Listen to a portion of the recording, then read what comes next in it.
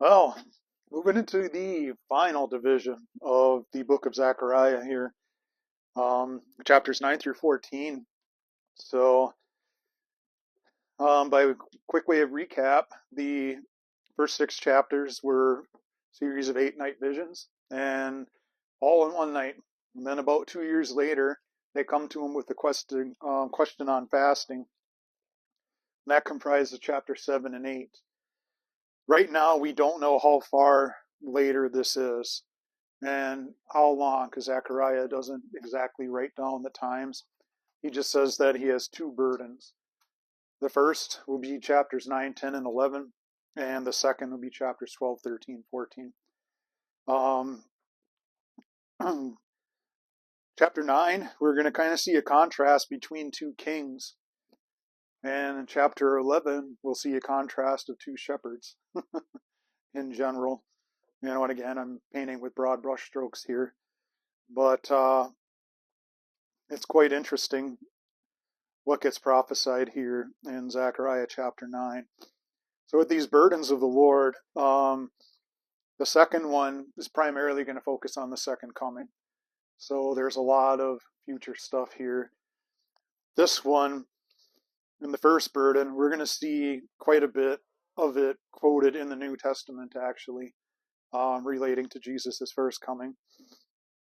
And continuing on with the theme that Zechariah has started earlier in the book, the future restoration, redemption, salvation of national Israel, which is something that, when you look at today's secular Israel or what's going on in today's news and their government, and sometimes it's kind of hard to see where all that's going.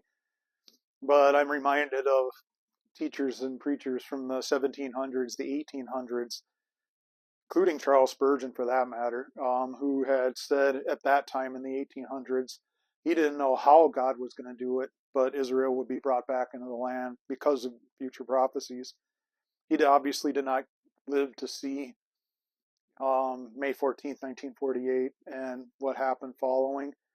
And some of the stuff that we look at here, as we saw earlier, might seem a little hard for us to comprehend at first.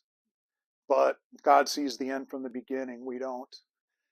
We can look back on the past and we can enjoy the present, but when it comes to the future, all we can do is make predictions that tend to be worse than the Weather Channel's predictions for what's going to happen the next day weather-wise, so, or, certain stock market people and, others predicting financial markets. But with this one, there's a well-known figure that we're going to look at in the first part of this burden. So if we could take a look at Zechariah chapter 9, and we'll start with verses 1 through 8. So in Zechariah 9, the burden of the word of the Lord is against the land of Hadrach, with Damascus as its resting place. For the eyes of men, especially of all the tribes of Israel, are towards the Lord. And again, that capital Lord be Yahweh, the personal name. And Hamath also, which borders on it, and Tyre and Sidon, though they are very wise. For Tyre built herself a fortress, piled up silver like dust, gold like the mire of the streets. Behold, the Lord will dispossess her, and cast her wealth into the sea. She will be consumed with fire. Ashkelon will see it and be afraid. Gaza too will writhe in great pain, and also Ekron, for her expectation has been confounded. Moreover, the king will perish from Gaza, and Ashkelon will not be inhabited. And a mongrel race or a mixed race will dwell in Ashdod, or mixed peoples could say. I will cut off the pride of the Philistines, and I will remove their blood from their mouth, their detestable things from between their teeth. Then they also will be a remnant for our God, and be like a clan in Judah, and Ekron like a Jebusite. But I will camp around my house because of an army, because of him who passes by and returns, and no oppressor will pass over them any more. for now I have seen with my eyes. So, if you guys have done any studying on this section of Zechariah 9, it tends to focus on the military exploits of one rather famous individual, and that individual will be Alexander the Great. So, Alexander the Great begins his conquests in 332 BC, and this conquest, because he starts, and after his dad, Philip of Macedon, dies, one of his final words to him was, I fear that the kingdom I've left to you is too small. So Alexander spreads out. And then now he's going to be undergoing a conquest through the Middle East starting 332 BC. And he's going to begin in what we would call modern day Syria. And that's what we've got starting here with in verse 1. The burden of the word of the Lord is against the land of Hadrach with Damascus as its resting place for the eyes of men, especially all of the tribes of Israel are toward the Lord. So he's going to start with this goal of conquest in Syria. But what's interesting here is God ultimately is in control. If you look at some of the oldest populated cities throughout the world, some of the oldest are Damascus that have been continually populated. Jerusalem would be another. A lot of them tend to be in what they would call the cradle of civilization, in the Middle East region. And so for Alexander, this is obviously a prize worth taking. So he starts up there. In verse 2, Hamat also, which borders it. So Damascus is further inland, away from the Mediterranean Sea. Hamat is closer. It's more like a shoreline city or border city in between Damascus and the shoreline of Mediterranean. So Alexander starts there and begins moving down. And when he conquers, he exacts tribute. So in other words, they have to pay a lot of hefty fees and fines, if you will, for lack of a better term, to Alexander. It funds his military and strengthens his Grecian empire. And then after Hamath, which borders on it, Tyre and Sidon, though they are very wise. Now this is interesting because it's hard to say if God here is being a bit sarcastic. It's more like a statement of like wise in their own eyes. So Tyre and Sidon would have comprised an ancient land strip bordering the Mediterranean called Phoenicia. And Phoenicia would have been that region, and it would have been very important, especially for naval trade, maritime trade all around the Mediterranean as people would make these stops.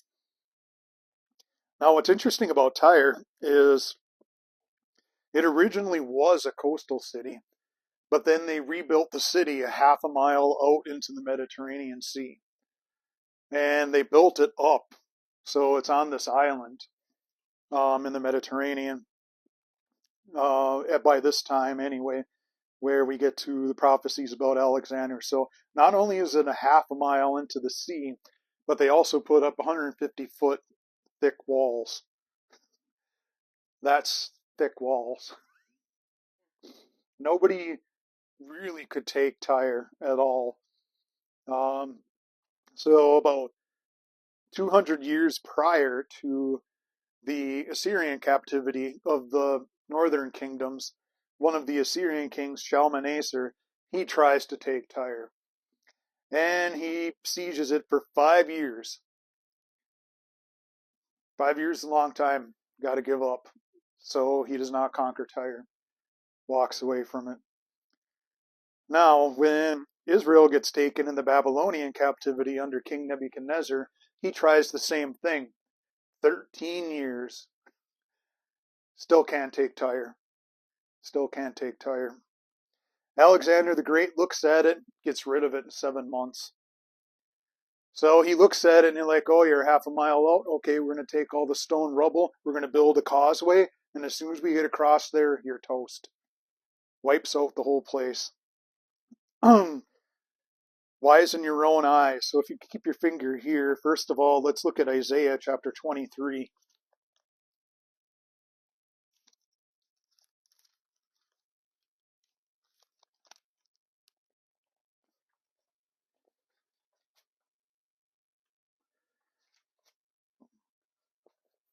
So we'll look at Isaiah 23, the first 4 verses.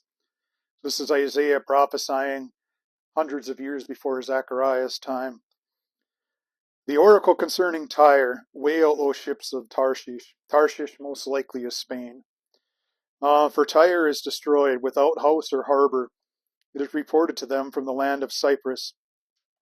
Be silent, you inhabitants of the coastland, you merchants of Sidon. Your messengers crossed the sea, and they were on many waters.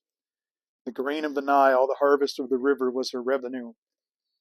She was the market of nations.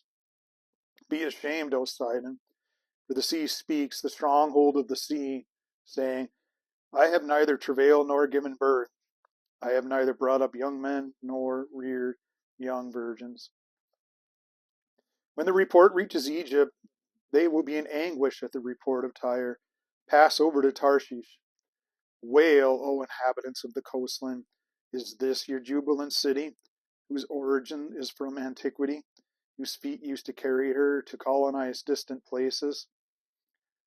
In other words, they were the ones that would send people out and take things back to them to increase the riches of their coastal city. But now their coastal city and its island defense, again, build a half a mile low, is no more. But let's take another look at something else here regarding that wise in their own eyes. In this case, think of arrogance, where people tend to get really arrogant and puffed up about themselves. Let's jump ahead to Ezekiel 28 on our way back to Zechariah.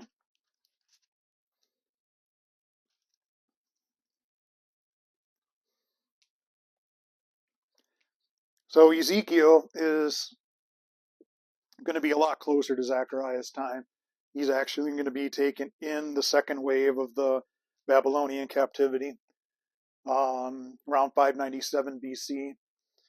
And, he's writing this a little bit later than that, but before 586, before Jerusalem falls. So in Ezekiel 28, picking up in verse 1, the word of the Lord came to me again, saying, Son of man, say to the leader or the prince of Tyre, Thus says the Lord Yahweh, because your heart is lifted up, and you have said, I am a god, and I sit in the seat of gods, in the heart of the seas. Yet you are a man, and not God. Although you make your heart like the heart of God, behold, you're wiser than Daniel. There is no secret that is a match for you. By your wisdom and understanding you have acquired riches for yourself.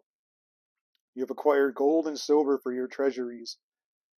By your great wisdom, by your trade, you have increased your riches. Your heart is lifted up because of your riches. Therefore, thus says the Lord God, because you have made your heart like the heart of God, therefore, behold, I will bring strangers upon you, the most ruthless of the nations. They will draw their swords against the beauty of your wisdom and defile your splendor. They will bring you down to the pit. You will die the death of those who are slain in the heart of the seas. Will you still say, I am a god, in the presence of your slayer, though you are a man and not God, in the hands of those who wound you? You will die the death of the uncircumcised by the hand of strangers, for I have spoken, declares the Lord God. So you can even see, like during Alexander's conquests, all of these things that are prophesied about, God's the one ultimately control. Alexander is, the tool, the proper tool to be used at the proper time. But it's interesting the way God looks at him. You say, I am a God and I sit in the seat of gods. whenever you see like a man using that kind of language, um, that's an antichrist spirit right there. If they think that. And then in verse 3 here, where it says, "You are wiser than Daniel." So by this time in Daniel's chronology, the things that would have happened would have been chapters 1 and 2 of Daniel. So Daniel would have seen and interpreted Nebuchadnezzar's statue, the head of gold, and the breast area and the middle part of silver, on the pelvic region to the thighs of bronze, and then the iron and the clay. So that's where Daniel would have been at that time. The rest of the stuff that happens in Daniel is all after that point in time.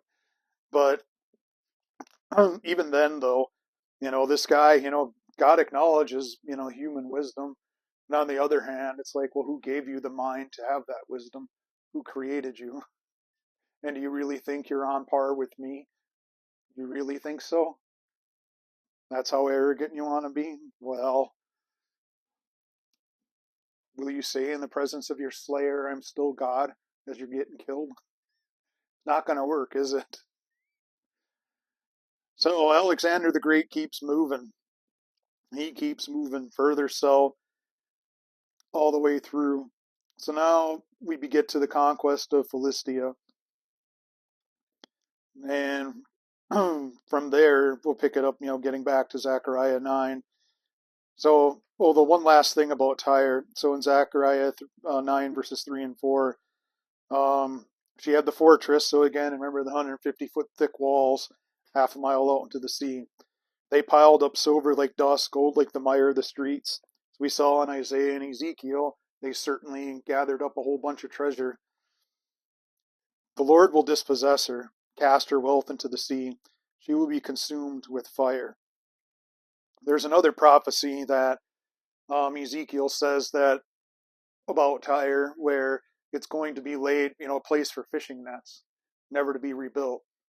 Well, I've seen pictures on the internet where there's people out fishing in the Mediterranean Sea, and lo and behold, they're drying their nets on the ruins of the island of Tyre. So that's kind of interesting, when you see that kind of stuff. Never again rebuilt. The ruins are there. You can still see Alexander's causeway that he built to get out to the island. Now think about that, 7 months. You have to build a half-mile thing all the way down, taking the rocks you get to fill the thing to get your military in there, take the walls down, take the city and everything in it. But Alexander doesn't stop. Verse 5, Ashkelon will see it and be afraid. Gaza too will writhe in great pain. Also Ekron, for her expectation has been confounded. Moreover, the king will perish from Gaza. Ashkelon will not be inhabited.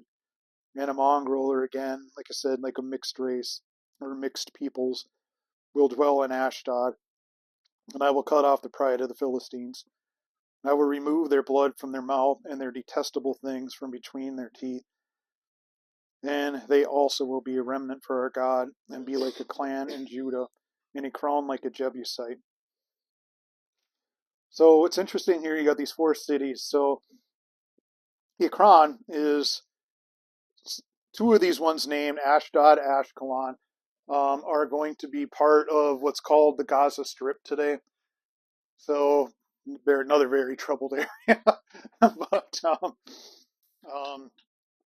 you had like 5 cities there. You had Gaza, you had Gath, Ashdod, Ashkelon, and Idre, I think.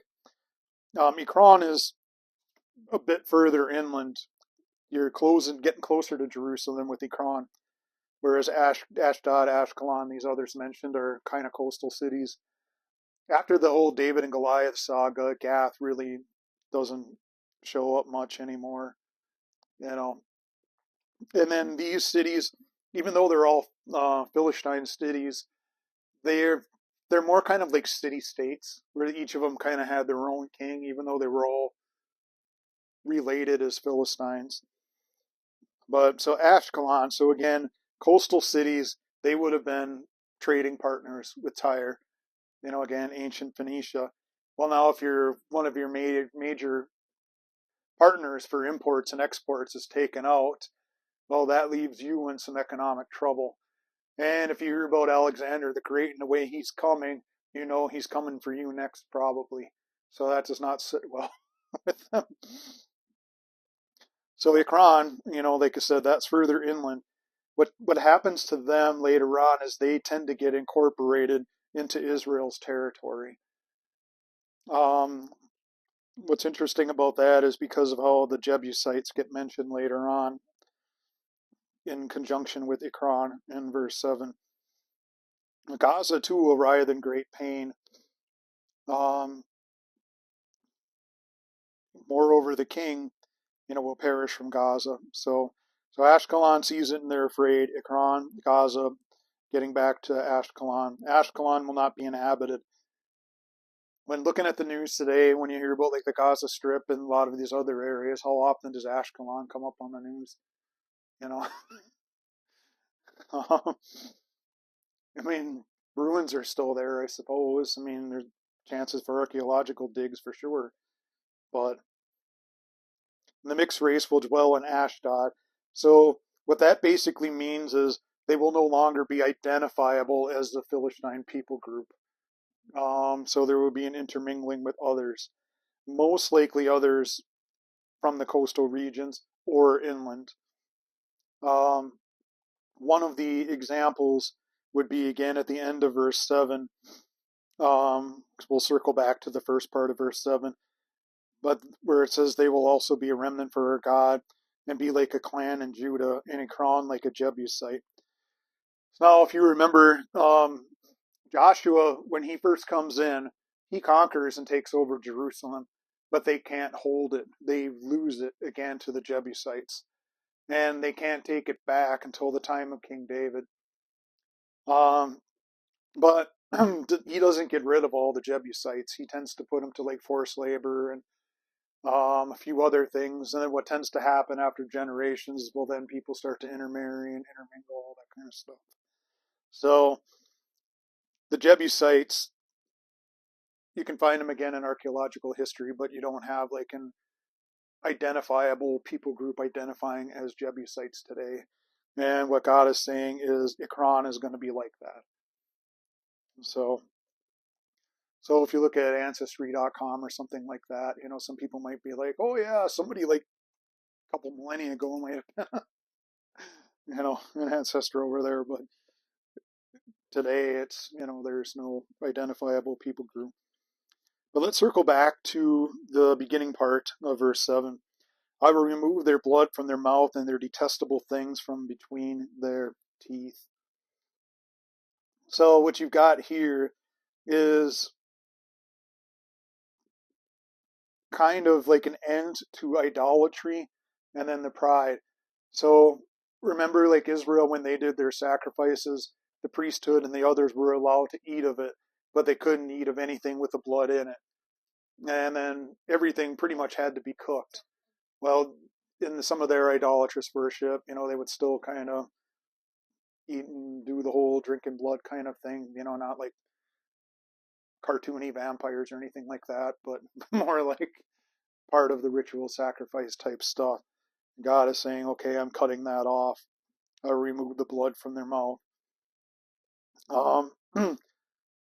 What's interesting here too about all of this, Ashdod's not really mentioned at all in this region, even though it's there.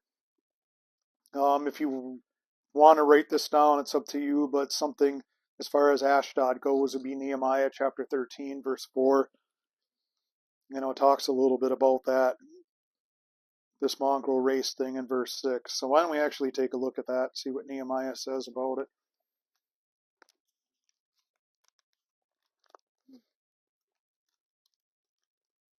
So Nehemiah chapter 13. So final chapter.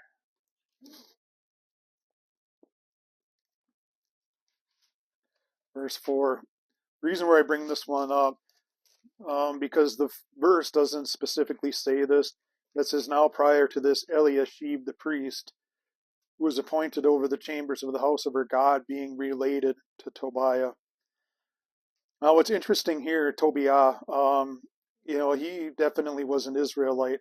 Eliashib was not.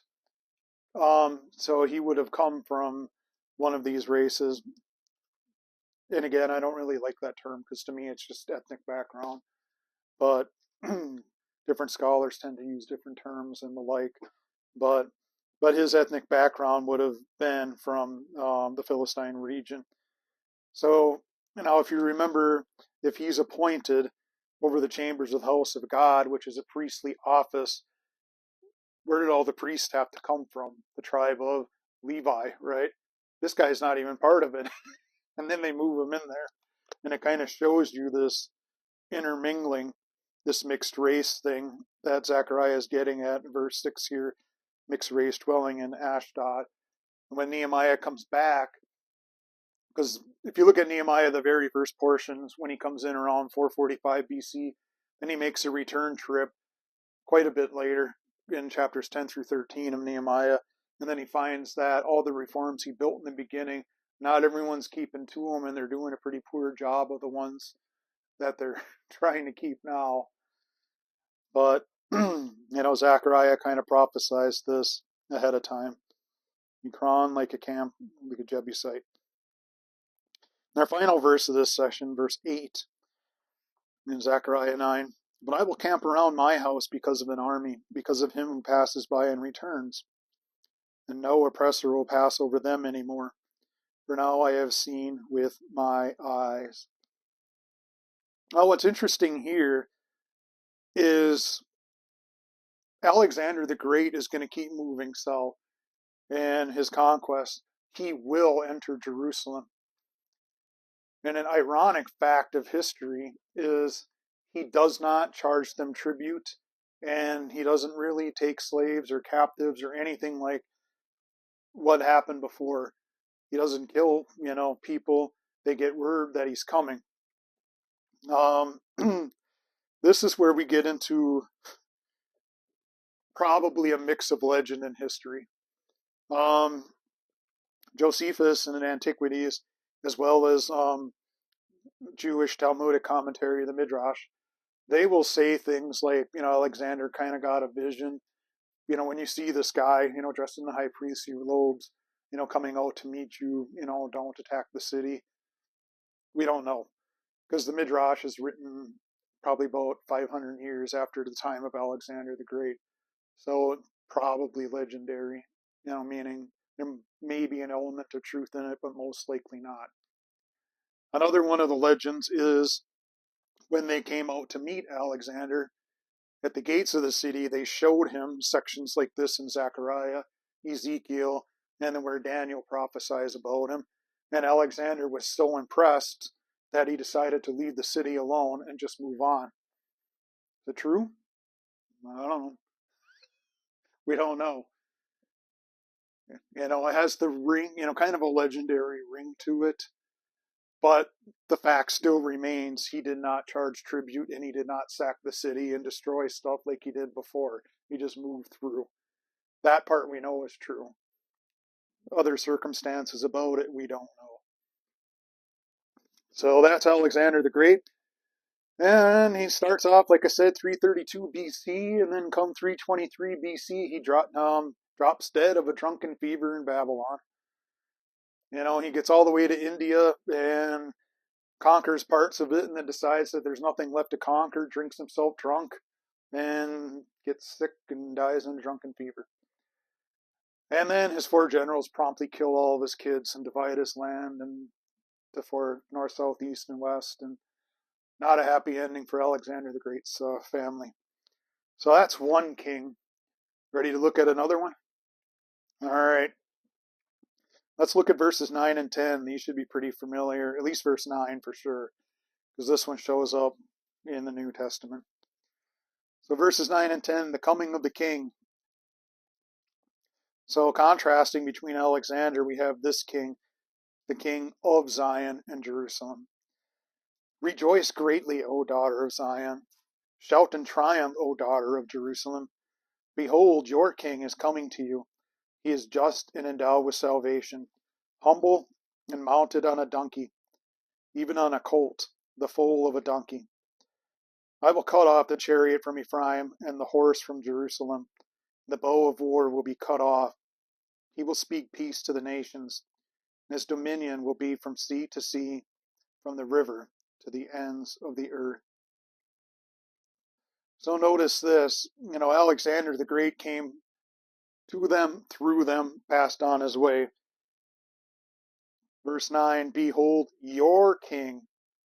So notice this king, whoever he is one of them, one of the Israelites. He is coming to you. So again, the contrast with Alexander, your king coming up among you, he's coming to you. Alexander the Great, brought warfare and conquest. What about this one? He is just and endowed with salvation. Getting back to the beginning, rejoice greatly, O daughter of Zion. Shout in triumph, O daughter of Jerusalem. Behold, your king is coming to you. He is just, endowed with salvation, humble and mounted on a donkey, even on a colt, the foal of the donkey. Now, what's interesting here, Alexander the Great was known, for riding in battle on a great white war horse. Might even see, like if you do Google searches on him where people do paintings, you see him on this big white war horse. Well, this king, he's going to be on a colt, the foal of a donkey, rather quite the contrast from which mount you're riding in on. One comes in, arrogant strength, warfare, and power. The other comes in, justice, endowed with salvation, humble, mounted on the donkey. The contrast between these kings.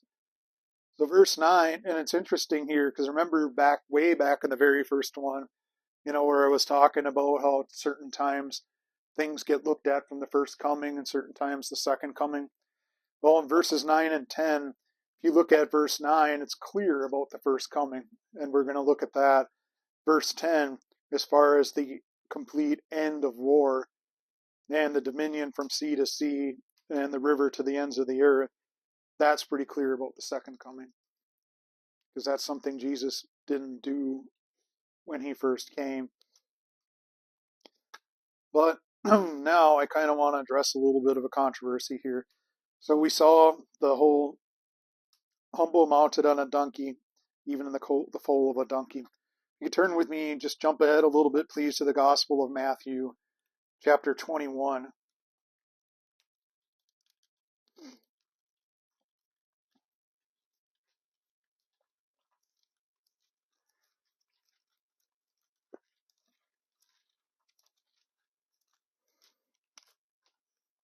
So this part, they tend to usually recite a lot, on what people call Palm Sunday.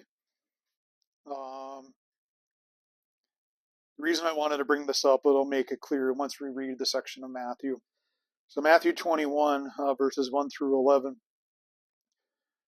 When they had approached Jerusalem and had come to Bethphage at the Mount of Olives, the Mount of Olives is going to be east of the Temple Mount complex, and then he's going to be riding, from there.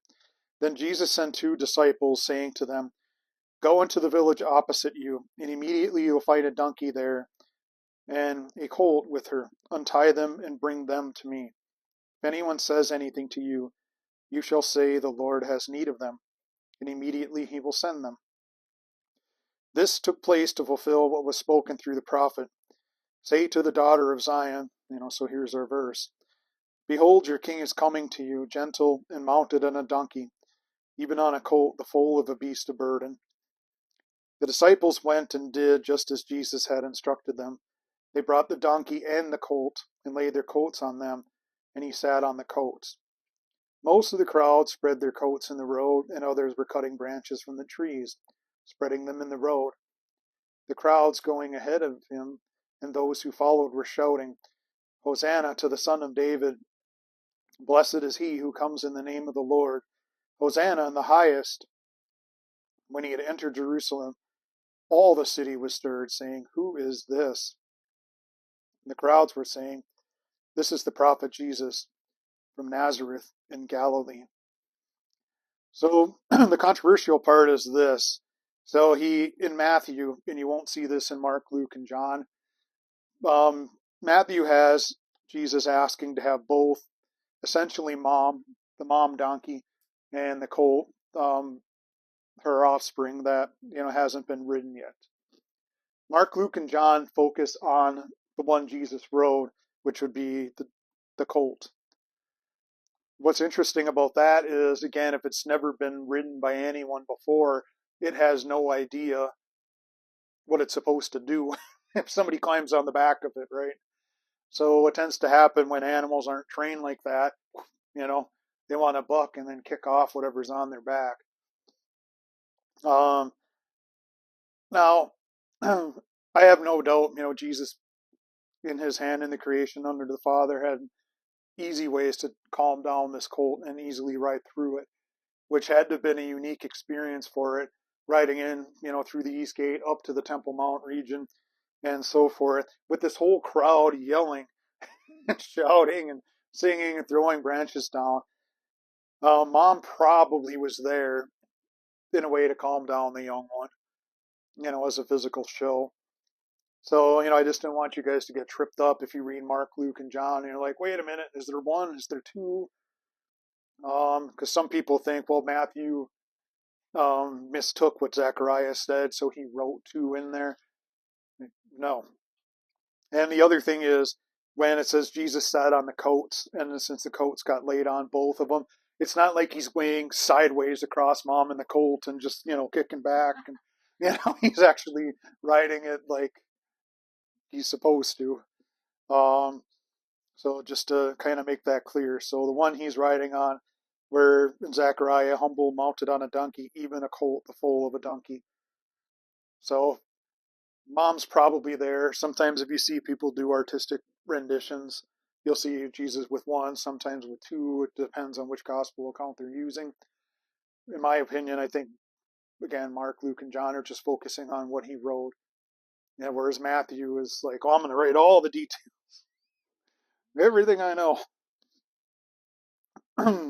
So that's verse 9, tying in with Matthew, where we get to see this quoted about Jesus.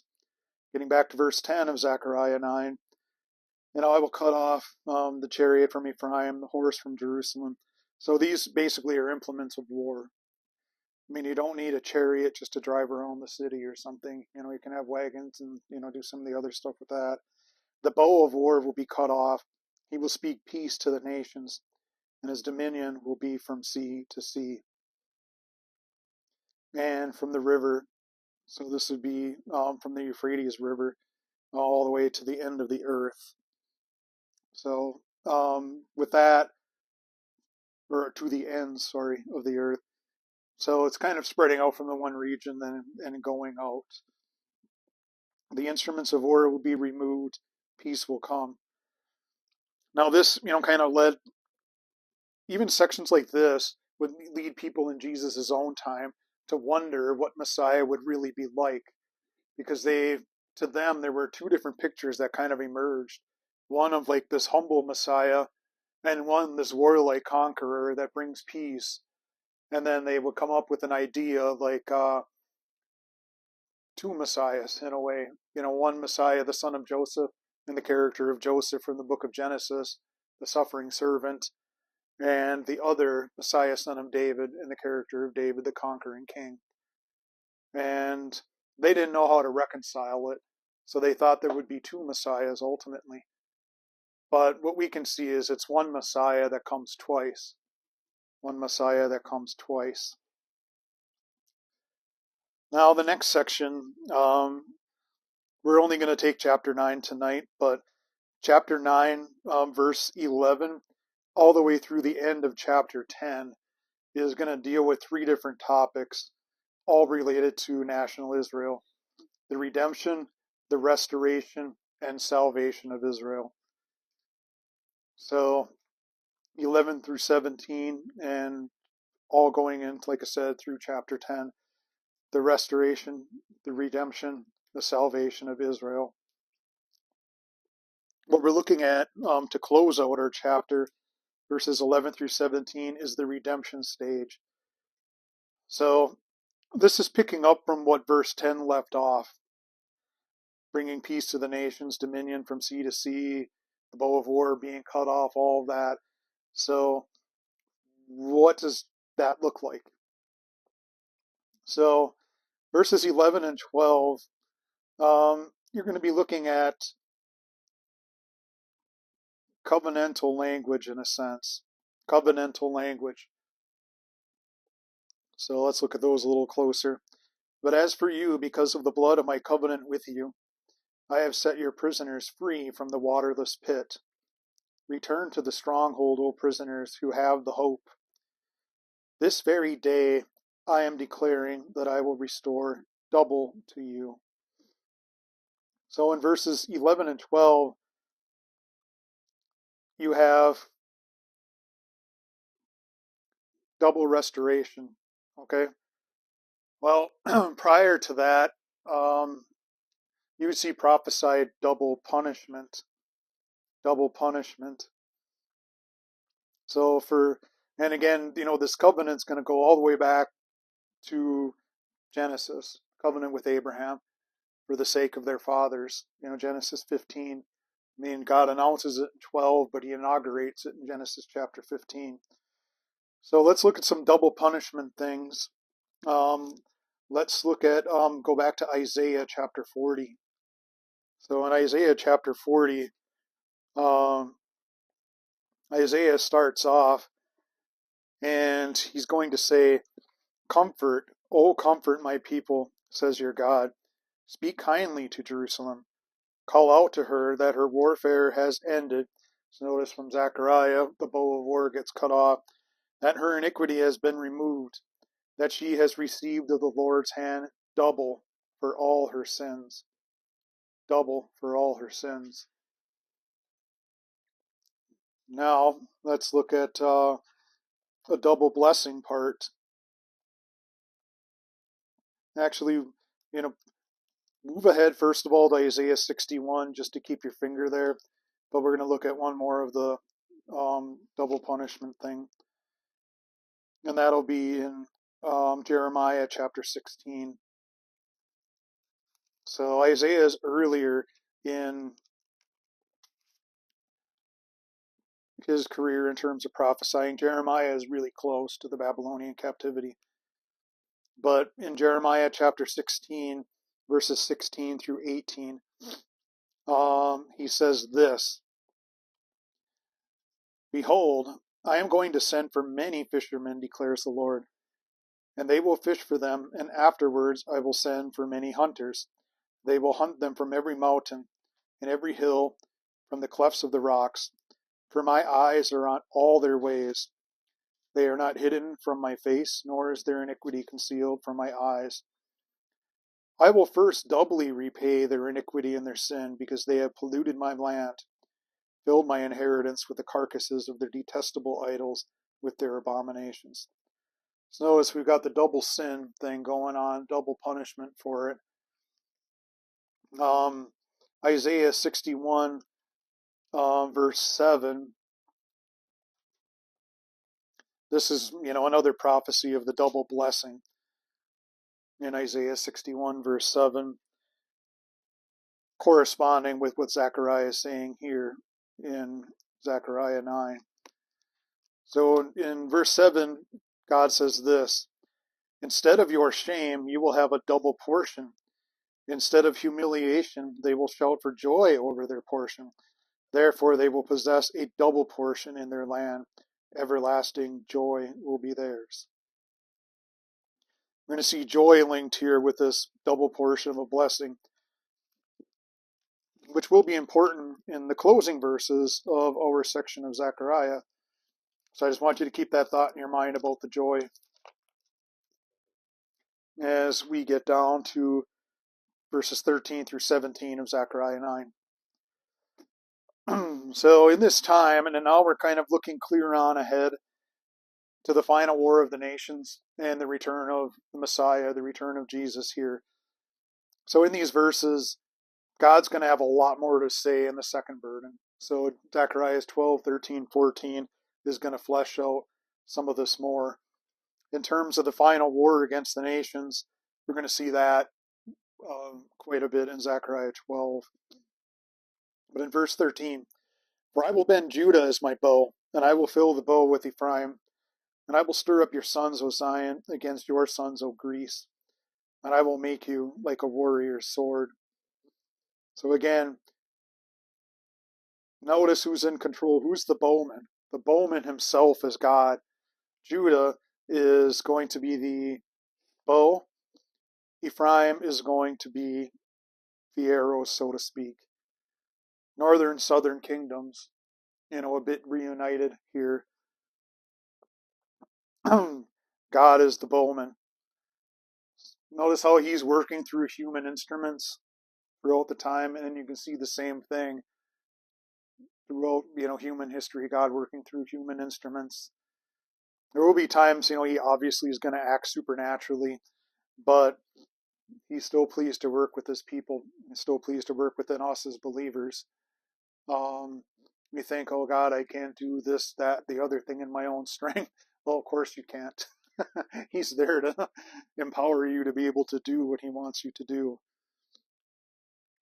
I will stir up your sons, O Zion, against your sons, O Greece. What's interesting here is in the historical books, I do not believe these belong in the Bible, but they are interesting history and literature, and that would be the books of 1st and 2nd Maccabees.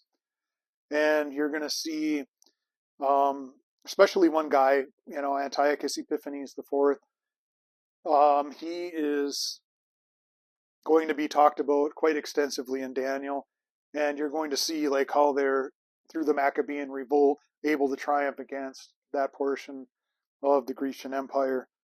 But I also do think you have a future fulfillment in the second coming, as Zechariah 12 is going to talk about further. Verse 14, then the Lord will appear over them, and his arrow will go forth like lightning. And the Lord will blow the trumpet, and will march in the storm winds of the south. The Lord of hosts will defend them. They will devour and trample on the sling stones. They will drink and be boisterous as with wine, and they will be filled like a sacrificial basin, drenched like the corners of the altar. The Lord their God will save them in that day as the flock of his people, for they are as the stones of a crown, sparkling in his land. So in verses 13, 14, you get to see that the outlying nations are defeated by God himself. Again, keep in mind, Judah, the bow, it's a weapon. Ephraim, the arrow. God, the bowman. He's the intelligence behind it. If you think of anything that you could use, nowadays, I suppose, people tend to think of guns or something. Well, if a gun is just sitting there on the counter or the table, it can do nothing in and of itself. It requires, a human to actually, or, pick it up, use it for good or for ill. God's the intelligence behind, these weapons, the human instruments that he's going to use here. But in verse 15, we see that he's going to be the defense. So not only is he going to be playing offense in terms of the weapons against the nation, he's going to be the one providing the defense too.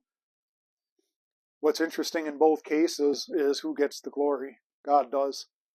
People can't say, oh, I did that. I'm pretty cool. What do you think, God? Hey, can I get extra credit? It doesn't work that way. Lord will defend them. They will devour and trample on the sling stones. They will drink and be boisterous as wine, so on and so forth.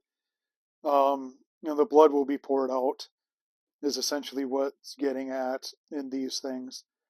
This goes, Isaiah and the book of Revelation tend to go in more graphic detail on this than what I'm going to get into here. But let's just say it's, there's certain sections of the Bible that would make for R-rated movies due to violence. And, if you went into the detail on this from Isaiah and Revelation, it would make for pretty gory watching. Verse 16, and the Lord their God will save them in that day as the flock of his people, for they are the stones of a crown, sparkling in his land. So not only in verse 13, 14, he's the offense. Verse 15, he's the defense. Verse 16, he rescues, he saves. He rescues, he saves. In verse 17, and what comeliness and what beauty will be theirs. Grain will make the young men flourish, and new wine the virgins. So, first of all,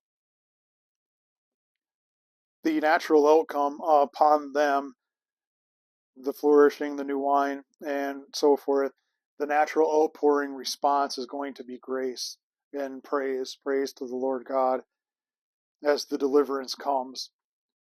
They couldn't do it on their own offensively. They certainly couldn't help themselves defensively. And then God rescues and saves. And again, this will be elaborated further in Zechariah 12, 13, 14. And what it means essentially is, okay, you have an abundance of crops and merrymaking. You can have the festival, you can have joy. You know, how many people do you know of, like when a war is over, they just sit there and go, oh man, fighting's done. I guess we just got to sit around and do nothing. They're happy. The fighting is done. The war is over. We no longer have to worry about a lot of these threats. And, that's what's being conveyed here at the end. What comeliness, what beauty will be theirs. Remember when you have the warfare and things going on, or if they have to repent, what's God say? Sackcloth and ashes. That's not the time to hit up the beauty parlor, nor is it the time to, it's time to, show your repentance and so forth. But now, the Lord of hosts defending, the victory is won. Make the young men flourish, new wine the virgins. It continues to build upon the theme.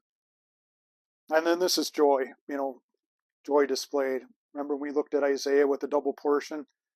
And then he says, for the joy, you get the double portion, the double inheritance. Zechariah is picking up on the same things. So, verse 11 through 17 of this, like I said, we looked at the redemption part. Next time when we meet for chapter 10, we'll be looking at, again, the restoration, salvation part. So Zechariah 9 and 10, again, when they first got this as a scroll, there were no chapter and verse divisions. They would have just kept reading, and the whole burden would have comprised one section. But, for sake of time in our meeting tonight, we'll stop at chapter 9 and pick up with chapter 10 next time, continuing on with the first burden.